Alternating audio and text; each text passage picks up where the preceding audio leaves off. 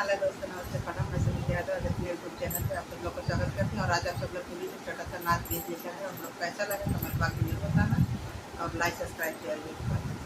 अपना प्यारा सुनना जरूर देना। आप लोग कैसा लगे मेरा काहे मारा नजरिया भरई के लाल, काहे मारा नजरिया भरई के लाल हो, भरई के लाल, भरई के लाल, काहे मारा नजरिया भरई के लाल, काहे मारा नजरिया भरई के लाल।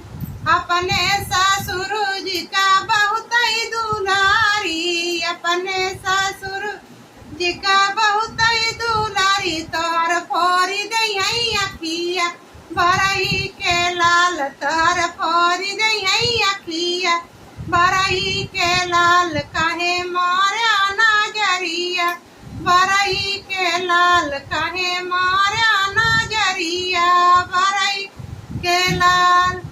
अपने जेठ जी का बहुत ही दुलारी, अपने जेठ जी का बहुत ही दुलारी, बहुत ही दुलारी हो, बहुत ही दुलारी, तोहर तोड़ी दई है टंगिया भरई के लाल, तोहर तोड़ी दई है टंगिया भरई के लाल, काहे मारा नजरिया भरई के लाल, काहे मारा नजरिया भरई के लाल।